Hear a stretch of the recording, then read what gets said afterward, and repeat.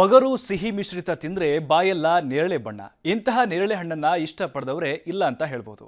ರಾಜ್ಯದ ದಕ್ಷಿಣ ಭಾಗದಲ್ಲಿ ನೇರಳೆ, ಉತ್ತರ ಭಾಗದಲ್ಲಿ ನೇರಳ ಎಂದು ಕರೆಸಿಕೊಳ್ಳುವ ಈ ಹಣ್ಣಿನ ಮರಗಳು ಕೇವಲ 10-15 ವರ್ಷಗಳ ಹಿಂದೆ ಕಾಡು ಬೆಳೆ. ಹೆದ್ದಾರಿ ಬದಿಗಳಲ್ಲಿ ಸಾಮಾನ್ಯವಾಗಿ ಇದು ಕಾಣಬಹುದಾಗಿತ್ತು. ಹೊಲದ ಬದುಗಳ ಅಂಚಿನಲ್ಲೂ ಕೂಡ ಎಲ್ಲಿಯೂ ಅಲ್ಲೊಂದು ಇಲ್ಲೊಂದು ಮರ ಕಾಣ್ತಾ ಇದ್ವು. ಇಂತಹ ನೇರಳೆಗೆ ಈಗ ಭಾರಿ ಡಿಮ್ಯಾಂಡ್. ಇದೇ ಹೊತ್ತಿನ ವಿಶೇಷ, ನೇರಳೆ ಕೃಷಿ ನಾನ್ ಪ್ರಭು.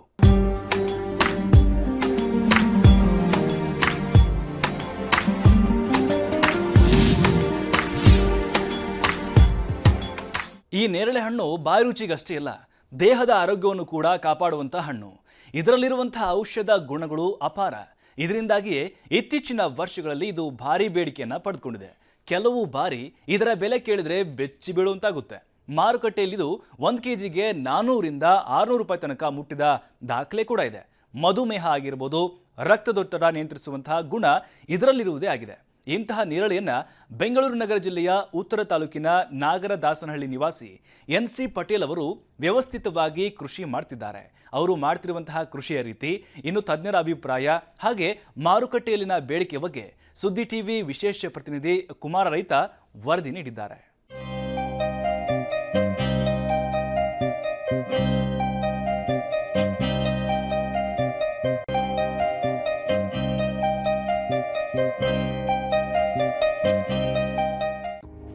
ಸಿಜಿಗಿಯಂ ಕುಮಿನಿ ಎಂಬ ಸಸ್ಯವರ್ಗಕ್ಕೆ ಸೇರಿದ ನೇರಳೆ ಸಸ್ಯ ಸುಮಾರು 100 ವರ್ಷಗಳವರೆಗೆ ಬಾಳುತ್ತೆ. ಮೊದಲೆಲ್ಲ ಬೇಲಿಯಂಚಿನಲ್ಲಿ ಮಾತ್ರ ಇದನ್ನ ಕಾಣಬಹುದಾಗಿತ್ತು. ರಸ್ತೆ ಬದಿಗಳಲ್ಲಿಯೂ ಸಾಲು ಮರಗಳಲ್ಲಿ ಇದು ಸ್ಥಾನ ಪಡೆದಿತ್ತು.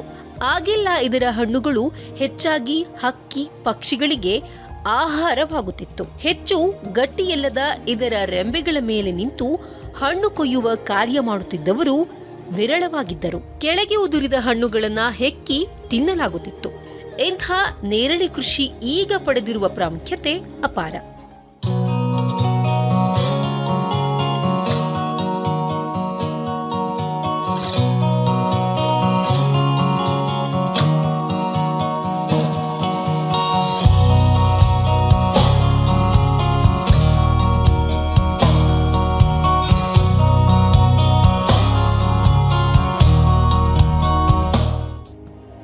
ಬೆಂಗಳೂರು ನಗರ ಗ್ರಾಮದ ನಾಗದಾಸನಹಳ್ಳಿ ನಿವಾಸಿ NC ಪಟೇಲ್ ಅವರು ಪ್ರಗತಿಪರ ಕೃಷಿಕ.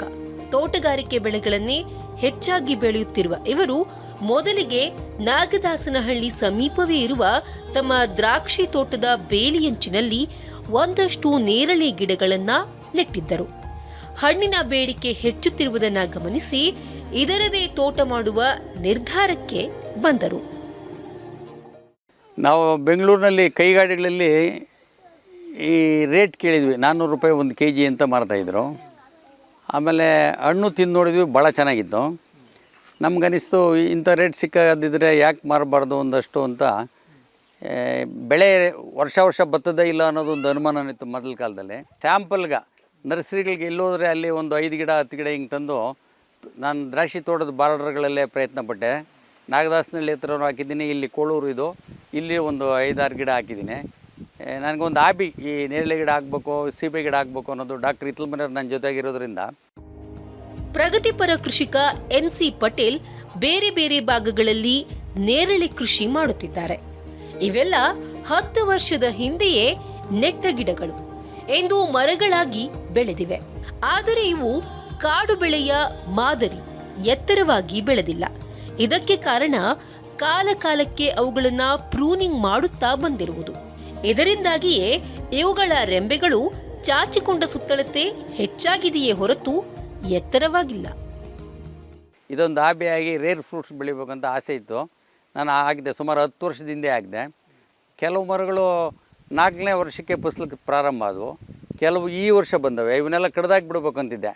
ನೋಡೋಣ ಇನ್ನೊಂದು ವರ್ಷ ನೋಡೋಣ ಅಂತ ಪೋಸ್ಟ್ಪೋನ್ ಮಾಡಿ ಬಂದಮೇಲೆ ಈ ವರ್ಷ ಈ ಮರಗಳು ಕ್ರಾಪ್ ಬಂದಿರೋದ್ರಿಂದ ತಾಳಿದವನು ಬಾಳೆಹಣ್ಣನ ಒಂದು ವೇದವಾಕ್ಯದ ಪ್ರಕಾರ ನಾವು ಸಾಧನೆ ಮಾಡಬೇಕು ಅಂತ ನನಗನ್ನಿಸ್ತು. ಅದರಿಂದ ಈ ನೇರಳೆ ಗಿಡದಾಗೆ ಸಾಧನೆ ಮಾಡಬೇಕು ಅಂದ್ಬಿಟ್ಟು ಇತ್ತೀಚೆಗೆ ಮಾರ್ಕೆಟ್ ರೇಟು ಅದು ಇದು ನೋಡಿ ನಾನು ಆಪ್ಕಾಮ್ ಸೊಸೈಟಿಗೆ ನಾನು ಪ್ರಾಡಕ್ಟ್ ಕೊಡ್ತಾಯಿದ್ದೀನಿ. 1 kgಗೆ 220 ರೂಪಾಯಿ ಗಂಟೆ ಈ ವರ್ಷ ಮೇ ತಿಂಗಳಲ್ಲಿ ಕೊಟ್ಟರು. ಈಗ ಕಮ್ಮಿ ಆಗಿದೆ. ಈಗ ಮಾರ್ಕೆಟಲ್ಲಿ 50ರಿಂದ 100 ರೂಪಾಯಿಗೆ ಬರ್ತದೆ. ಆಪ್ಕಾಮ್ಸಲ್ಲಿ 90 ರೂಪಾಯಿಗೆ ರೈತರಿಗೆ ಕೊಡ್ತಾರೆ. ಆದರೂ ಪರವಾಗಿಲ್ಲ, ಇಷ್ಟು ಮಟ್ಟಿಗಿದ್ದರೆ ಪರವಾಗಿಲ್ಲ. ನೇರಳೆ ಸಸ್ಯದ ಗುಣಗಳು ಅಪಾರ. ಮುಖ್ಯವಾಗಿ ಇದು ಎಂಥ ಮಣ್ಣಿನಲ್ಲಿಯೂ ಕೂಡ ಬೆಳೆಯಬಲ್ಲದು.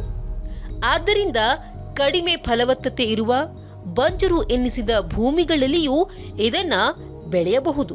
ಕಲ್ಲು ಬಂಡೆಗಳೇ ಹೆಚ್ಚಾಗಿರುವ ಪ್ರದೇಶಗಳಲ್ಲಿಯೂ ಇದು ಉತ್ತಮವಾಗಿ ಬೆಳವಣಿಗೆಯಾಗುತ್ತೆ.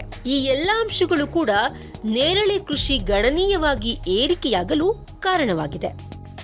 ನೇರಳೆ 10 ವರ್ಷದಕ್ಕಿಂತ ಮೊದಲು ವಾಣಿಜ್ಯ ಬೆಳೆ ಆಗಿದ್ದಿಲ್ಲ, ಮತ್ತು ಇದನ್ನು ವಾಣಿಜ್ಯ ಪ್ರಮಾಣದಲ್ಲಿ ಯಾರೂ ಬೇಸಾಯ ಮಾಡ್ತಿದ್ದಿಲ್ಲ. ಎಕರೆಗಂಟ್ಲೆ ಹೆಕ್ಟೇರ್ಗಂಟ್ಲೆ ಎಲ್ಲಿ ಕಾಣಕ್ಕೆ ಸಿಗ್ತಾ ಇದ್ದಿಲ್ಲ. ಅವಾಗಿದ್ದು ಏನಂತಂದರೆ ಬರೀ ಮರಗಳು ಅಷ್ಟೇ.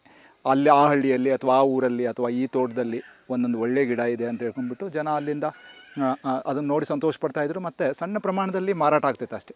ಬಟ್ ಕಳೆದ ಒಂದು 10 ವರ್ಷದಿಂದ ಇದನ್ನೇ ದೊಡ್ಡ ಪ್ರಮಾಣದಲ್ಲಿ, ಅಂದರೆ ಒಂದು ಅರ್ಧ ಎಕರೆ 1 ಎಕರೆ ಆ ಪ್ರಮಾಣದಲ್ಲಿ ಈಗ ರೈತರು ಬೆಳೀತಾ ಇದ್ದಾರೆ. ನೇರಳೆ ಸಸ್ಯವನ್ನ ಬರ ನಿರೋಧಕ ಬೆಳೆ ಎಂದು ಕರೆಯಬಹುದು. ಕಡಿಮೆ ನೀರು, ಕಡಿಮೆ ಪ್ರಮಾಣದ ಪೋಷಕಾಂಶ ಒದಗಿಸಿದ್ರೂ ಕೂಡ ಇದು ಉತ್ತಮವಾಗಿ ಬೆಳೆಯುತ್ತೆ. ಆದ್ದರಿಂದ ಇದರ ಕೃಷಿ ಸಣ್ಣ ಮಧ್ಯಮ ಪ್ರಮಾಣದ ರೈತರಿಗೂ ಅನುಕೂಲಕರ. ಇತ್ತೀಚಿನ ದಿನಗಳಲ್ಲಿ ತೋಟಗಾರಿಕೆಗೆ ನೀರಿನ ಲಭ್ಯತೆ ಕಡಿಮೆಯಾಗುತ್ತಿದೆ. ಅಂತರ್ಜಲ ಮಟ್ಟ ಕುಸಿದಿರುವುದೇ ಇದಕ್ಕೆ ಕಾರಣ.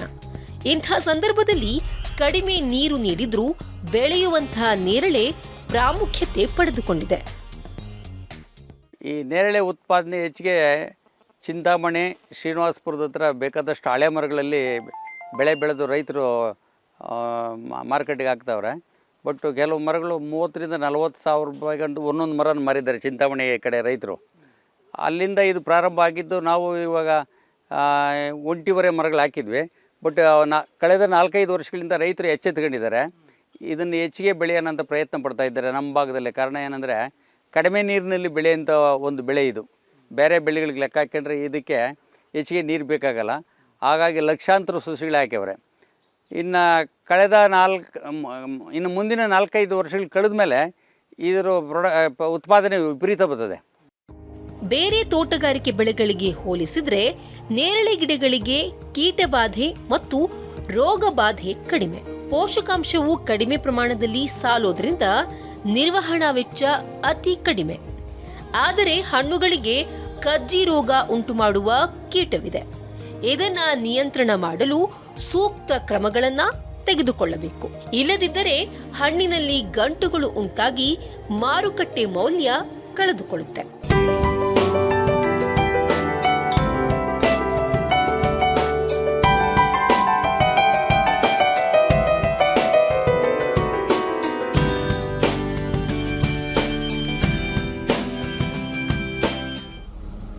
ಹೆಚ್ಚು ಬಿಸಿಲು ಬೀಳುವ ಪ್ರದೇಶಗಳಿಗೂ ನೇರಳೆ ಸಸ್ಯಗಳು ಸೂಕ್ತ. ಆದ್ದರಿಂದಲೇ ಬಿಸಿಲು ನಾಡೆಂದೇ ಹೆಸರಾಗಿರುವ ಬಳ್ಳಾರಿ, ಕೊಪ್ಪಳ, ರಾಯಚೂರು ಪ್ರದೇಶಗಳಲ್ಲಿಯೂ ನೇರಳೆ ಕೃಷಿ ಜನಪ್ರಿಯಗೊಳ್ಳುತ್ತಿದೆ. ಬೆಂಗಳೂರು ನಗರ ಜಿಲ್ಲೆ, ಬೆಂಗಳೂರು ಗ್ರಾಮಾಂತರ ಜಿಲ್ಲೆ, ರಾಮನಗರ, ಚಿಕ್ಕಬಳ್ಳಾಪುರ, ಕೋಲಾರ ಮತ್ತು ತುಮಕೂರು ಜಿಲ್ಲೆಗಳಲ್ಲಿಯೂ ನೇರಳೆ ಕೃಷಿ ವ್ಯಾಪಕಗೊಳ್ಳುತ್ತಿದೆ.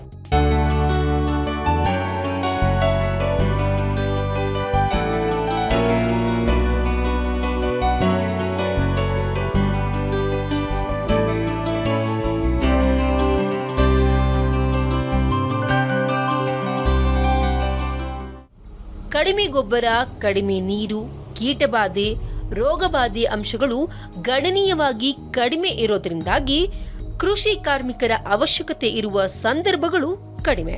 ಕೊಯ್ಲು ಮಾಡುವಾಗ ಮಾತ್ರ ಇವರ ಅವಶ್ಯಕತೆ ಹೆಚ್ಚಿರುತ್ತೆ. ಈ ಎಲ್ಲಾ ಕಾರಣಗಳಿಂದ ಬೇರೆ ತೋಟಗಾರಿಕೆ ಬೆಳೆಗಳಿಗೆ ಕೃಷಿ ಮಾಡಲು ತಗಲುವ ವೆಚ್ಚವನ್ನ ಹೋಲಿಸಿದ್ರೆ ನೇರಳೆ ಕೃಷಿ ವೆಚ್ಚ ಭಾರಿ ಕಡಿಮೆ.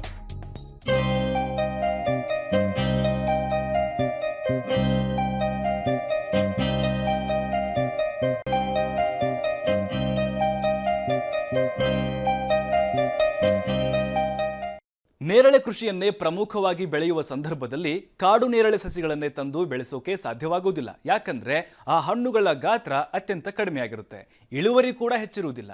ಆದ್ದರಿಂದ ಲಾಭದಾಯಕವಾಗುವ ಕೃಷಿ ಮಾಡೋಕೆ ಸಾಧ್ಯವಾಗುವುದಿಲ್ಲ. ಈ ನಿಟ್ಟಿನಲ್ಲಿ ಸುಧಾರಿತ ತಳಿಗಳ ಅವಶ್ಯಕತೆ ಹೆಚ್ಚು. ಈ ಕುರಿತು ವಿವರವನ್ನು ಕೊಡ್ತೀನಿ ಒಂದು ಸಣ್ಣ ಬ್ರೇಕ್ ಆದಮೇಲೆ.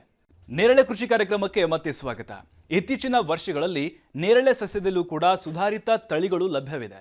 ಇವುಗಳನ್ನೇ ಬೆಳೆಸುವುದು ಸೂಕ್ತ. ಈ ನಿಟ್ಟಿನಲ್ಲಿ ಸೂಕ್ತ ತಳಿಗಳ ಆಯ್ಕೆಗೆ ತಜ್ಞರ ನೆರವನ್ನು ಪಡೆದುಕೊಳ್ಳುವುದು ಅಗತ್ಯ ಇದೆ. ಕರ್ನಾಟಕ ಅಷ್ಟೇ ಅಲ್ಲದೆ ತಮಿಳುನಾಡು, ಆಂಧ್ರ ಪ್ರದೇಶ, ಮಹಾರಾಷ್ಟ್ರಗಳಲ್ಲಿಯೂ ಸುಧಾರಿತ ನೇರಳೆ ತಳಿಗಳು ಲಭ್ಯ. ಇಂದು ನೇರಳೆ ನರ್ಸರಿಗಳು ಕೂಡ ಇವೆ. ಆದರೆ ಹೆಚ್ಚಿನವರು ಕಸಿ ಮಾಡಿದಂತಹ ಗಿಡಗಳನ್ನೇ ಹೆಚ್ಚಾಗಿ ಬೆಳೆಸ್ತಾ ಇದ್ದಾರೆ. ಈ ಎಲ್ಲ ಅಂಶಗಳ ಕುರಿತು ವಿವರ ನಿಮ್ಮ ಮುಂದೆ.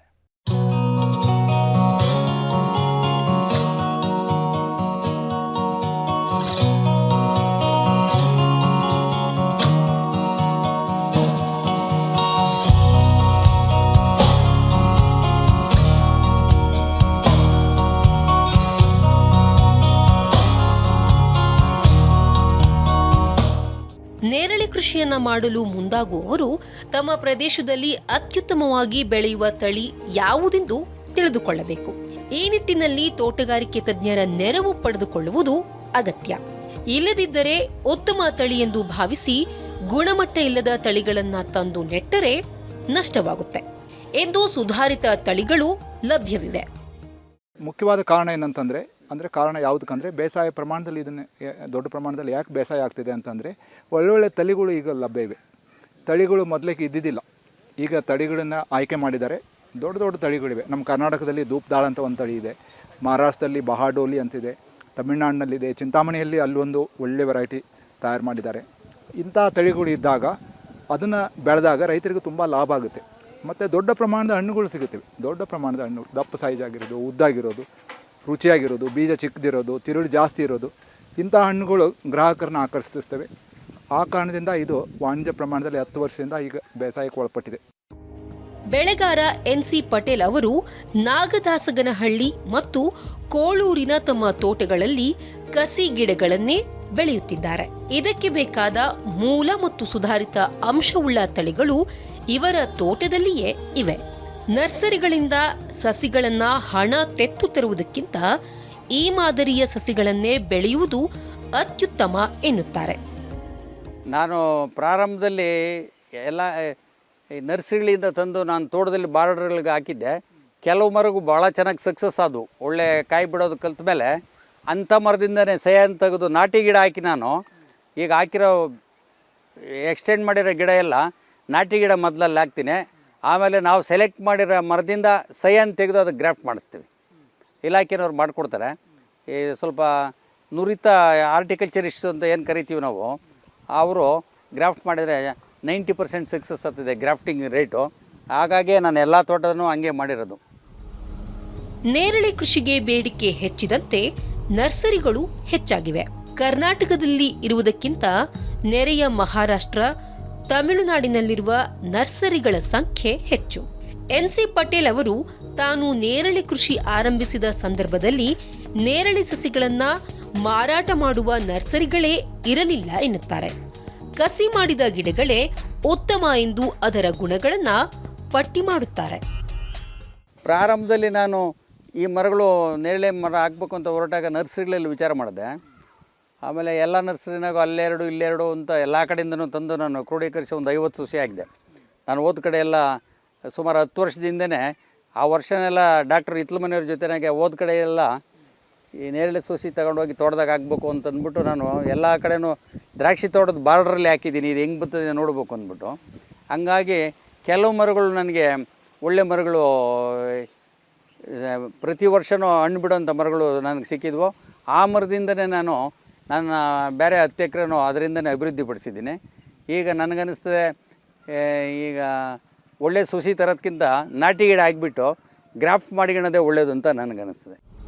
ಕೃಷಿಕ ಎನ್.ಸಿ. ಪಟೇಲ್ ಅವರ ಪುತ್ರ ಪ್ರದೀಪ್ ಸಹ ತೋಟಗಾರಿಕೆಯಲ್ಲಿ ತಂದೆಗೆ ಸಹಾಯ ಮಾಡುತ್ತಿದ್ದಾರೆ. ನೇರಳೆ ಕೃಷಿ ಕುರಿತು ಇವರಿಗಿರುವ ತಿಳುವಳಿಕೆಯೂ ಅಪಾರ. ಈ ಹಿನ್ನೆಲೆಯಲ್ಲಿ ನಾಟಿ ಗಿಡಗಳು, ಸುಧಾರಿತ ತಳಿಗಳು ಮತ್ತು ಕಸಿ ಮಾಡಿದ ಸಸಿಗಳ ಗುಣಾವಗುಣಗಳನ್ನ ಪಟ್ಟಿ ಮಾಡುತ್ತಾರೆ. ಎಲ್ಲಿಂದಲೂ ಗಿಡಗಳನ್ನು ತಂದು ನಾಟಿ ಮಾಡುವ ಬದಲು ಕೃಷಿಕರೇ ಗಿಡಗಳನ್ನು ಕಸಿ ಮಾಡಿಸುವುದು ಸೂಕ್ತ ಎಂದು ಅಭಿಪ್ರಾಯಪಡುತ್ತಾರೆ. ನಾವು ಹಣ್ಣು ಬಿಟ್ಟಿರೋ ಗಿಡ ನೋಡಿ ಅದು ಯಾವ ಸೆಲೆಕ್ಟೆಡ್ ಮಾಡಿ ಅದನ್ನೇ ಆ ನಾಟಿ ಗಿಡ ಹಾಕಿ ಆ ಸೆಲೆಕ್ಟೆಡ್ ಗಿಡದಿಂದನೇ ಕಸಿ ಮಾಡಿದ್ರೆ ನಮಗೆ ಯಾವುದೇ ಕಾರಣಕ್ಕೂ ಮೋಸ ಆಗೋದಿಲ್ಲ. ಈಗ ಧೂಪದಾಳದು ಅಂತಿದೆ, ಬಟ್ ನಾವು ಧೂಪದಾಳದು ಅನ್ನೋದಕ್ಕಿಂತ ಯಾವುದು ಚೆನ್ನಾಗಿದೆಯೋ ಆ ಗಿಡನ ನೋಡಿ ಪರ್ಟಿಕ್ಯುಲರ್ ಇಂಥ ವೆರೈಟಿ ಅಂತಲೇ ಇಲ್ಲ. ಈಗ ಮ್ಯಾಂಗೋನಲ್ಲಿ ಗ್ರೇಪ್ಸಲ್ಲಿ ಇದ್ದಂಗೆ ಪರ್ಟಿಕ್ಯುಲರ್ ವೆರೈಟಿ ಅಂತೇನಿಲ್ಲ. ಸೊ ಗಿಡ ಚೆನ್ನಾಗಿರೋದು ನೋಡಿ ಅದನ್ನು ಗ್ರಾಫ್ಟ್ ಮಾಡಿದ್ರೆ ನಮಗೆ ಮಾರ್ಕೆಟಲ್ಲಿ ಒಳ್ಳೆಯ ಲಾಭ ಸಿಗ್ತದೆ. ನೇರಳೆಯನ್ನ ವಾಣಿಜ್ಯ ಬೆಳೆಯಾಗಿ ಮಾಡಲು ಮುಂದಾಗುವವರು ಒಂದು ಗಿಡದಿಂದ ಮತ್ತೊಂದು ಗಿಡಕ್ಕೆ ನೀಡಬೇಕಾದ ಅಂತರವನ್ನ ತಿಳಿಯಬೇಕು. ಸಾಮಾನ್ಯವಾಗಿ ತೋಟಗಳಲ್ಲಿ ಗಿಡದಿಂದ ಗಿಡಕ್ಕೆ ನೀಡಿರುವ ಅಂತರ ಹೆಚ್ಚು. ಇವುಗಳ ಅಂತರ 30 ಅಡಿ ತನಕ ಇರುತ್ತಿತ್ತು. ಇದರಿಂದ ಹೆಚ್ಚು ಗಿಡಗಳನ್ನ ನಾಟಿ ಮಾಡಲು ಆಗುವುದಿಲ್ಲ. ಇನ್ನು ಇದನ್ನು ವಾಣಿಜ್ಯ ಪ್ರಮಾಣದಲ್ಲಿ ಬೆಳೆದಾಗ ಅದಕ್ಕೆ ನಾವು ರೆಗ್ಯುಲರ್ ಸ್ಪೇಸಿಂಗ್ ಕೊಡಬೇಕಾಗುತ್ತೆ.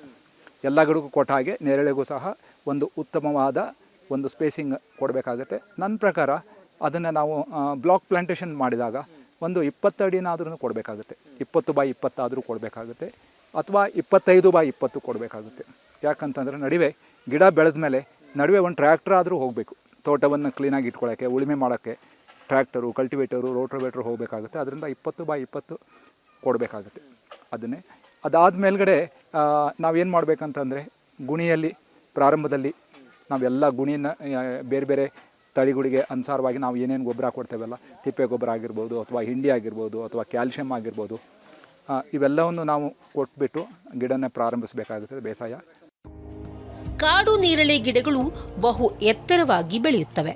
ವಾಣಿಜ್ಯ ಬೆಳೆಯಾಗಿ ತೆಗೆದುಕೊಂಡಾಗ ಈ ರೀತಿ ಬೆಳೆಯಲು ಬಿಟ್ಟರೆ ಹಣ್ಣುಗಳ ಕೊಯ್ಲು ಕಾರ್ಯ ಕಷ್ಟವಾಗುತ್ತೆ. ಈ ನಿಟ್ಟಿನಲ್ಲಿ ಅವುಗಳು ಎತ್ತರಕ್ಕೆ ಬೆಳೆಯದಂತೆ ಪ್ರೂನಿಂಗ್ ಮಾಡಬೇಕಾಗುತ್ತೆ. ಗಿಡ ಕಡಿಮೆ ಅಂತರದಲ್ಲಿ ರೆಂಬೆಗಳನ್ನ ಅರಳಿಸಿಕೊಂಡರೆ ಹಣ್ಣುಗಳ ಕೊಯ್ಲು ಸಲೀಸು. ಕಡಿಮೆ ಅಂತರದಲ್ಲಿ ನೆಲಕ್ಕೆ ಬೀಳುವುದರಿಂದ ಹಾಳಾಗುವ ಹಣ್ಣುಗಳ ಸಂಖ್ಯೆಯೂ ಕಡಿಮೆ. ಟ್ರೈನಿಂಗ್ ಅಂತ ಹೇಳ್ತಾರೆ. ಟ್ರೈನಿಂಗ್ ಅಂದರೆ ಗಿಡಗಳಿಗೆ ಒಂದು ಆಕಾರ ಕೊಡೋದು. ತಮಗೆಲ್ಲ ಗೊತ್ತಿದೆ, ನೇರಳೆ ಹಣ್ಣು ತುಂಬ ಸೂಕ್ಷ್ಮವಾದ ಪ್ರವೃತ್ತಿ ಇರೋವಂಥದ್ದು ಮತ್ತು ವೆರಿ ಸಾಫ್ಟ್ ಫ್ರೂಟ್ ಇದು. ಅದು ಒಂದು ಸ್ವಲ್ಪ ಹಿಂಗೇನಾದರೂ ಗಾಯ ಆಯ್ತಂದರೆ ಕೀಳಬೇಕಾದ್ರಾಗಲಿ ಅಥವಾ ಒಂದು ಸ್ವಲ್ಪ ಬಿದ್ದರೆ ಒಡೆದು ಹೋಗುತ್ತೆ, ಹಾಳಾಗುತ್ತೆ. ಮತ್ತು ಅದು ಕಿತ್ಮೇಲೆ ಜಾಸ್ತಿ ದಿನ ಅಥವಾ ಜಾಸ್ತಿ ಸಮಯ ಇರಲ್ಲ, ಬೇಗನೆ ಅದು ಮಾರ್ಕೆಟಾಗಿ ತಿನ್ನಬೇಕು. ಇದರಿಂದ ನಾವು ಏನು ಮಾಡಬೇಕಂದ್ರೆ ಕೈಯಿಂದ ಕೀಳಬೇಕಾಗುತ್ತೆ.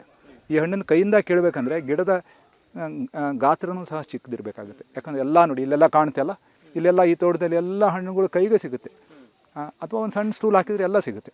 ಅದರಿಂದ ಅದು ಆಗಬೇಕಂದ್ರೆ ನಾವು ಗಿಡಗಳ ಆಕೃತಿ ಹೇಗಿರಬೇಕಂದ್ರೆ ಗಿಡ ಕುಬ್ಜವಾಗಿರಬೇಕು, ಗಿಡ ಛತ್ರಿಯಾಗಿ ಹರಡ್ಕೊಂಡಿರಬೇಕು.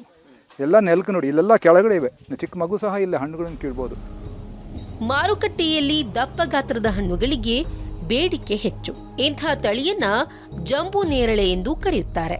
ನರ್ಸರಿಯಿಂದ ಸಸಿ ತರುವ ಸಂದರ್ಭದಲ್ಲಿ ಅಥವಾ ಕಸಿ ಮಾಡುವ ಸಂದರ್ಭದಲ್ಲಿ ಅವುಗಳು ಜಂಬು ಅಂದರೆ ದೊಡ್ಡ ಗಾತ್ರದ ಹಣ್ಣುಗಳನ್ನ ನೀಡುತ್ತವೆಯೇ ಎಂದು ಖಾತರಿ ಪಡಿಸಿಕೊಳ್ಳಬೇಕು. ದೊಡ್ಡ ಗಾತ್ರದ ಹಣ್ಣುಗಳು ದೂರ ದೂರದ ರಾಜ್ಯಗಳಿಗೆ ಸಾಗಣೆಯಾಗುತ್ತವೆ, ವಿದೇಶಗಳಿಗೂ ರಫ್ತಾಗುತ್ತೆ. ತಳಿ ಯಾವುದೇ ಇದ್ದರೂ ಸಹ ನಾವು ದೊಡ್ಡ ಗಾತ್ರದ ಗುಣಮಟ್ಟದ ಹಣ್ಣು ಬರಬೇಕಂದ್ರೆ ವ್ಯವಸಾಯ ರೈತರು ಮಾಡಲೇಬೇಕಾಗುತ್ತೆ. ಪ್ರತಿ ವರ್ಷವೂ ಅಲ್ಲೇ ಉಳುಮೆ ಮಾಡಬೇಕಾಗುತ್ತೆ, ಮತ್ತು ಅದಕ್ಕೆ ಗೊಬ್ಬರಗಳನ್ನು ನೀಡಬೇಕಾಗುತ್ತೆ. ರಾಸಾಯನಿಕ ಗೊಬ್ಬರನೂ ಕೊಡಬೇಕಾಗುತ್ತೆ, ಸೀಮೆ ಗೊಬ್ಬರ ಕೊಡಬೇಕಾಗುತ್ತೆ, ಮತ್ತು ಎಲ್ಲದಕ್ಕಿಂತ ಮುಖ್ಯವಾಗಿ ಕೀಟಗಳನ್ನು ನಿಯಂತ್ರಣ ಮಾಡಬೇಕಾಗುತ್ತೆ. ಸಾಮಾನ್ಯವಾಗಿ ನೇರಳೆ ಮರಗಳು ಮಾರ್ಚ್ ಏಪ್ರಿಲ್ನಲ್ಲಿ ಹೂ ಬಿಡಲು ಆರಂಭಿಸುತ್ತವೆ. ಈ ಬಳಿಕ ಹಸಿರು ಬಣ್ಣದ ಕಾಯಿಗಳು ಗೊಂಚಲು ಗೊಂಚಲಾಗಿ ಕಾಣಿಸಿಕೊಳ್ಳುತ್ತವೆ. ತದನಂತರ ಈ ಹಸಿರು ಬಣ್ಣದ ಕಾಯಿಗಳು ತಿಳಿ ಗುಲಾಬಿ ಬಣ್ಣಕ್ಕೆ ತಿರುಗುತ್ತವೆ. ಪಕ್ವವಾದಂತೆಲ್ಲ ಗಾಢ ನೀಲಿ ಬಣ್ಣ ಮತ್ತು ಹೊಳಪನ್ನ ಹೊಂದುತ್ತೆ. ಸಾಮಾನ್ಯವಾಗಿ ನೇರಳೆಯನ್ನ ಮರದಲ್ಲಿಯೇ ಹಣ್ಣಾಗಲು ಬಿಡಲಾಗುತ್ತೆ. ಕಾಯಿ ಇರುವಾಗಲೇ ಕಿತ್ತರೆ ಅವುಗಳು ಹಾಳಾಗುತ್ತೆ. ಮರದಿಂದ ಹಣ್ಣುಗಳನ್ನ ಕೊಯ್ಲು ಮಾಡಲು ನೈಪುಣ್ಯತೆ ಬೇಕು.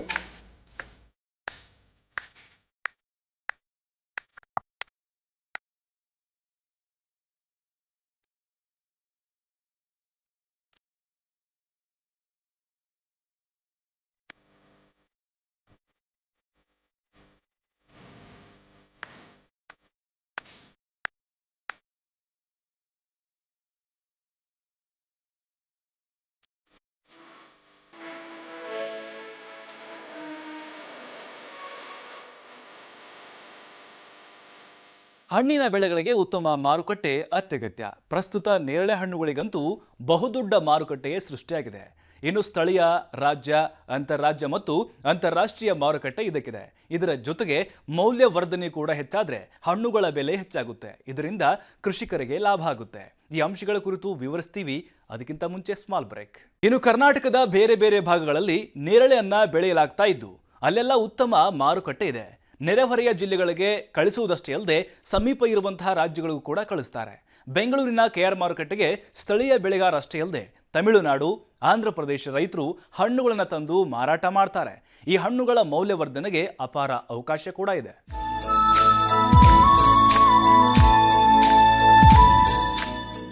ನೇರಳೆ ಹಣ್ಣುಗಳಿಗೆ ಅತ್ಯುತ್ತಮ ಮಾರುಕಟ್ಟೆ ಇದೆ. ಇಂಥ ಅವಕಾಶವನ್ನ ಬೆಳೆಗಾರರು ಸಮರ್ಪಕವಾಗಿ ಬಳಸಿಕೊಳ್ಳಬೇಕು.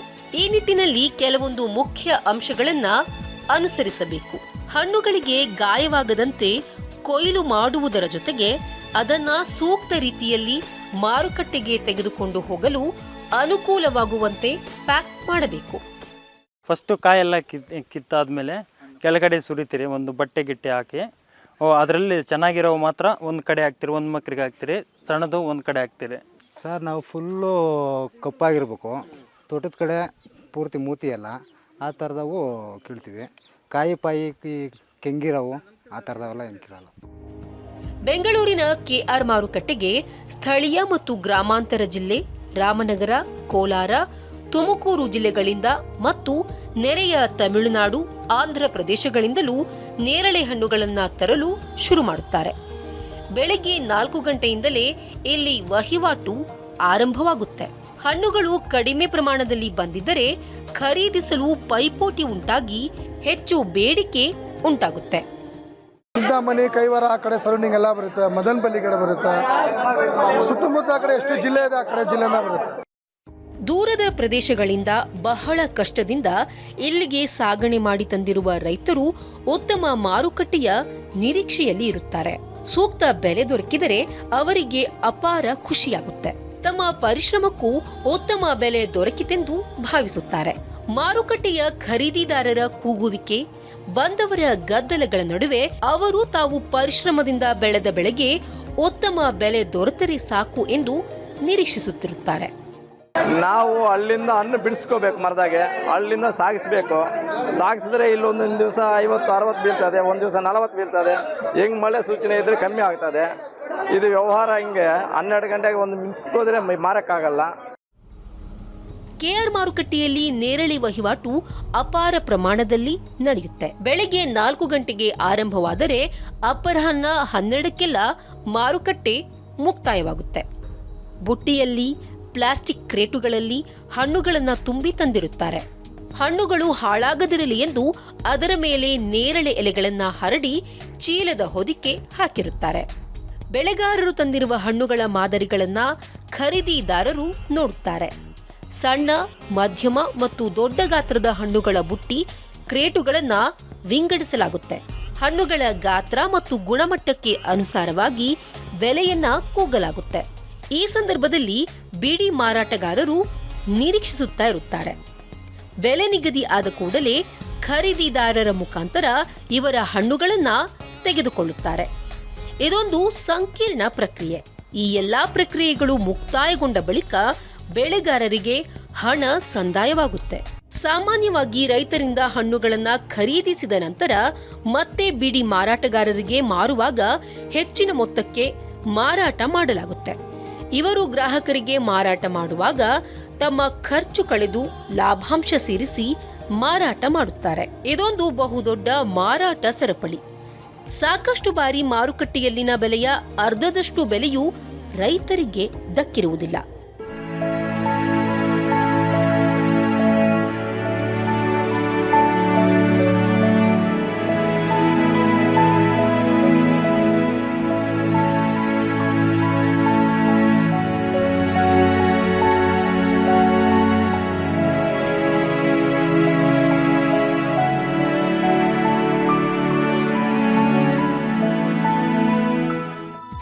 ನೇರಳೆ ಹಣ್ಣಿನ ತಿರುಳಿನಿಂದ wine, vinegar, jelly, jam, juice ತಯಾರಿಸಲಾಗುತ್ತೆ. ಜ್ಯೂಸಿಗಂತೂ ಭಾರೀ ಪ್ರಮಾಣದಲ್ಲಿ ಬೇಡಿಕೆ ಇದೆ. ಇಂಥ ಪಾನೀಯಗಳನ್ನ ತಯಾರಿಸುವ ಕಂಪನಿಗಳು ಬೆಳೆಗಾರರಿಂದ ನೇರವಾಗಿ ಹಣ್ಣುಗಳನ್ನ ಖರೀದಿ ಮಾಡಿದ್ರೆ ಬೆಳೆದವರ ಪರಿಶ್ರಮಕ್ಕೆ ಹೆಚ್ಚಿನ ಮೌಲ್ಯ ದೊರೆಯುತ್ತೆ. ಈ ನಿಟ್ಟಿನಲ್ಲಿ ಮೌಲ್ಯವರ್ಧನೆ ಕಾರ್ಯ ಹೆಚ್ಚಾಗಿ ನಡೆಯಬೇಕಿದೆ. ಮಾರ್ಕೆಟ್ನಲ್ಲಿ ಮಾರೋದಕ್ಕೆ ಜಾಗ ಸಿಗುತ್ತೋ ಇಲ್ಲೋ ಗೊತ್ತಿಲ್ಲ. ಸರ್ಕಾರದವರು ಈಗಲೇ ಆಲೋಚನೆ ಮಾಡಿ ಇದ್ರಾಗ ಜ್ಯೂಸ್ ಮಾಡ್ಬೋದು ಅಂತಾರೆ, ಆರೋಗ್ಯಕ್ಕೆ ಭಾಳ ಒಳ್ಳೆಯದು ಅಂತಾರೆ. ರಾಜ್ಯದಲ್ಲಿ ಕಡಿಮೆ ಫಲವತ್ತಾದ ಭೂಮಿ ಸಾಕಷ್ಟಿದೆ. ಇಂಥಲ್ಲಿ ನೇರಳೆ ಕೃಷಿಯನ್ನ ಮಾಡಬಹುದು. ಇದರಿಂದ ಆಗುವ ಅನುಕೂಲಗಳು ಅಪಾರ. ಕಡಿಮೆ ಖರ್ಚು, ಕಡಿಮೆ ಶ್ರಮ, ಕೃಷಿ ಕಾರ್ಮಿಕರ ಅಗತ್ಯವೂ ಕಡಿಮೆ. ಮಾರುಕಟ್ಟೆಯೂ ಕೂಡ ವಿಸ್ತಾರವಾಗಿದೆ. ದಿನದಿಂದ ದಿನಕ್ಕೆ ಈ ಹಣ್ಣಿನ ಮೌಲ್ಯವರ್ಧನೆ ಮಾಡುವ ಕಂಪನಿಗಳ ಸಂಖ್ಯೆಯೂ ಹೆಚ್ಚುತ್ತಿದೆ. ಈ ಎಲ್ಲದರ ಲಾಭವನ್ನ ಪಡೆಯಲು ಬೆಳೆಗಾರರು ಮುಂದಾಗಬೇಕಾಗಿದೆ.